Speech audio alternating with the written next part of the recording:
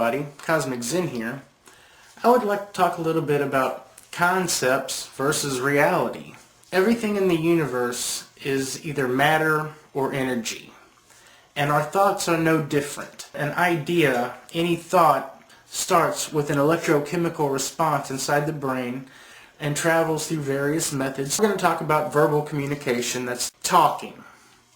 Now, when a human speaks, the mouth creates certain shapes and forms with its matter and pushes energy through it to create sound waves. And those sound waves are resonated on another person's eardrums and then turned into electrical signals that travel through your brain and your neural pathways. In this manner, all thoughts exist physically.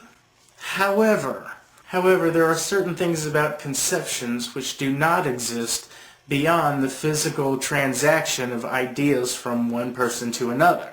Examples of these would be anything that is impossible, fairy tale-like, like centaurs, or Pegasi, or a chimera, or a sphinx. Well, much like these fantasy ideas, which are easy to point at and say, look, this stuff isn't real, there's other things that we use every day that's harder to point out. And these things, if you don't differentiate between concept and reality, can distort your perspective and distort your reality. And most people go their whole lives and don't know this kind of thing. I just think this is something that helped me, and maybe it will help you have a more clear and defined view of reality. First, let's start with language. Now, we know that there's lots of different languages on the planet. So when we communicate a message with this physical transfer of sound waves from electrochemical response to electrochemical response, it's also dependent on the understanding of language. And inside of each language, there are different words that have different meanings or multiple meanings, and it causes confusion sometimes when people are talking to each other, when one person is thinking the meaning of one word is one way, and another person is thinking of another word in another way. So in communicating concept versus reality, we first need to be aware that maybe we're not talking about the same thing all the time. And reality is one of these words, because there's the reality you experience, then there's also the physical nature of the universe, which is also a reality, and these are two different things. And we'll divide these things with two words. The outside physical world is phenomenon, and anything we experience that is conceptual, nounomenon. Now, these nounomenic experiences only exist within our concepts. We can draw them on paper and we can represent them and we can make movies about them, but when it comes down to it, they don't exist in reality, and we have to be aware that they're only concepts. Just like language is a good example, it's all physical manifestations of communication between each other. Another example is numbers. There's no place where the numbers are represented physically that we can point to and say, this is what that is. All numbers are a conceptual, symbolic representation of a number of things that we use the numbers to symbolize. 3 fingers. There's no 3 written on them. You don't have to see the number 3 to understand the concept of 3, but if you were going to write down the symbol, you know what the symbol for 3 is. But there's no giant hill where we can point to the source of 3 and say, this is 3. And all representations of 3 follow this ideal physical response of 3. The same is true for space. All space is an area between the physical objects. And even between the physical objects in this empty space, there's dust and atoms of all sorts throughout the universe. But the idea of the empty space between physical objects only exists in our minds. And so is the same with time.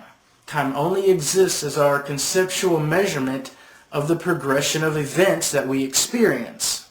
Even though the planets have solar systems and the solar systems orbit galaxies like a big giant clock, they aren't exact big giant clocks. The only exact clocks we have are things that we try to create. For example, the calendar being 365 days in a year, they have a leap year once every 4 years because each year is actually 365 days and 6 hours or so, and they compile it every 4 years in a leap year. The reason that it's important to understand the difference between concept and reality is because if you're not aware of the difference, that is, if you cannot differentiate between an idea in the physical universe and you think that they are the same thing, you're going to experience a serious handicap in how you conceive reality. It can also help you differentiate your own thoughts versus the physical universe and help you hone your perspective towards the physical universe without the bias of your own conceptions. Now, some say that's impossible, but there certainly are different levels of conception, and if you're interested in the path of enlightenment and want to truly know the physical universe and reality and cut through all the bullshit, then you're most definitely going to have to get past your own biases and your own perspectives and understand the difference between concept and reality before you can even take the first step towards that path. Say you have some kind of crazy dream. It doesn't even matter what the crazy dream is, but something that's fantastic and impossible. And then you go and you talk to somebody about that dream. Does that make that crazy dream a reality? It doesn't make the crazy things in the dream part of the physical phenomena of the universe.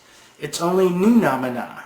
And it's because most of the population has never made this differentiation between concept and reality that we have bad political philosophies and dangerous religions or religions of any sort and cults and all these plays on the brain, illusions on the brain, just like optical illusions or audio illusions or any sort of illusion. Our brain is subject, okay? It's our brain that these illusions come and go from. And you can have illusions so embedded in your brain that you can never pick them out unless you actively go and try to cleanse out your brain and brainwash yourself to cut through the bullshit. This is why free thinkers push to get rid of the dogmatic thought, because these people have been training you since birth, and you've been trained by people who have been trained, who have been trained by people who have been trained, and none of them knew the kind of things we're talking about right here.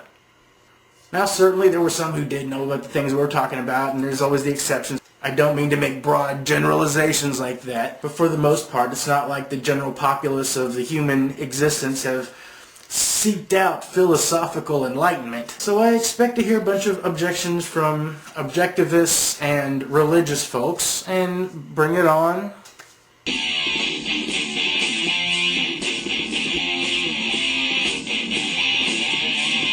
But be nice.